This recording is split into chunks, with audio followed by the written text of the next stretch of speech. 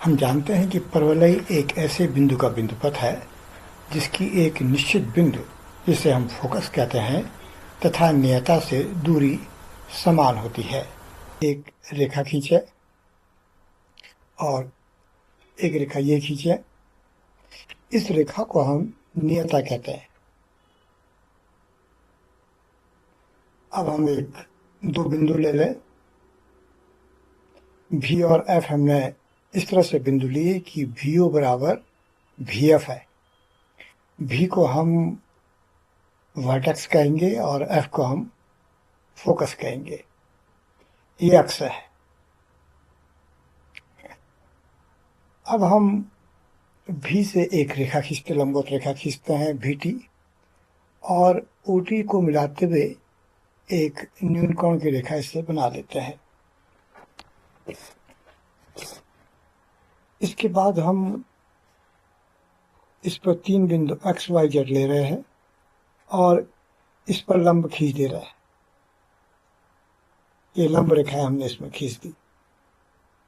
ख्याल करें कि जब हमको परवलय खींचना होगा तो हमको एक ऐसे बिंदु का बिंदुपथ चाहिएगा जिसकी F से दूरी और इस नियता से दूरी समान हो।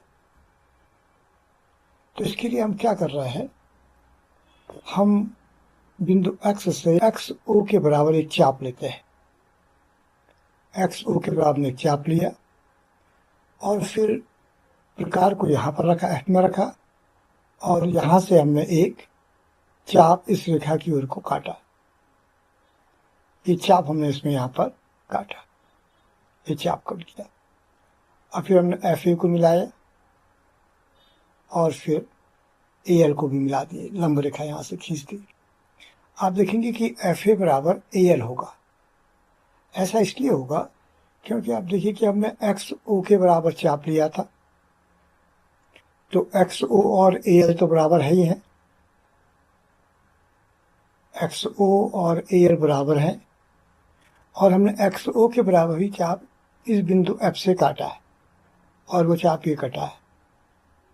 तो इसका मतलब ये डिस्टेंस और ये डिस्टेंस भी आपस में बराबर है। तो परवलय के लिए जो पहली बात है कि ये बिंदु A परवलय पर होगा, क्योंकि AF और AL आपस में बराबर हो रहे हैं। परवलय के लिए आवश्यक है कि उसकी एक निश्चित बिंदु, इसको हम फोकस कर रहे हैं, और नियता यानी ये रेखा जो है, इससे डिस्टेंस आपस में बराबर होनी चाहिए, यानी ये रेखा बराबर ये रेखा होनी चाहिए, और यहाँ पर ऐसा हो रहा है। तो एक बिंदु हमको ये मिल गया। अब दूसरा बिंदु प्राप्त करने के लिए हम Y से YO के बराबर एक चाप फिर लेते हैं। YO के बराबर हम एक चाप लेते हैं और अब बिंदु F में प्रकार को रखेंगे और उसके बाद इस चाप के बराबर एक चाप इस साइड को काटते हैं। तो हमने चाप काटा और ये चाप, ये बिंदु B पर ये चाप काटा। अब हमने FB को और BL1 को मिलाएंगे तो देखेंगे कि आप देखिए ये हमने चाप जो काटा था YO के बराबर चाप था, और ये YO तो BL1 के बराबर है ही है, और YO के बराबर ही जो चाप है इस बिंदु F से कटा हुआ है। इसका मतलब ये डिस्टेंस और ये डिस्टेंस भी आपस में बराबर हो गए, यानी इस बिंदु की एक निश्चित बिंदु F से दूरी और इस बिंदु की नियता से जो लंबवत दूरी है ये आपस में बराबर है। दो बिंदु हमको प्राप्त हो गए। अब चलिए हम तीसरे बिंदु को प्राप्त करने की कोशिश करते हैं। इसी तरह से तो ZO के बराबर आप एक चाप लें और फिर F से इसको आप काटेंगे तो वो यहाँ पर कटेगा।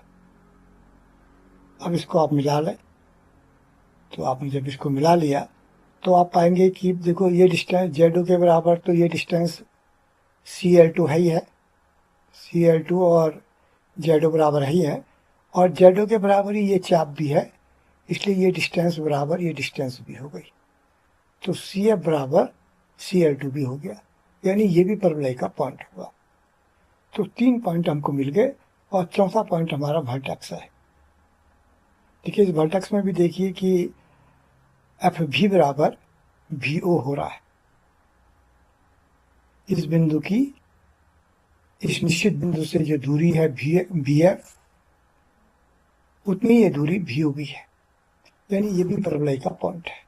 अब हम इस साइड को भी इसी तरीके से हम इन पॉइंट्स को ड्रॉ कर सकते हैं और फिर इन बिंदुओं को मिलाते हुए, ये पॉइंट हो रहे हैं, इनको मिलाते हुए हम एक कर्व खींच लेते हैं। तो ये जो कर्व होगा ये एक परवलय होगा।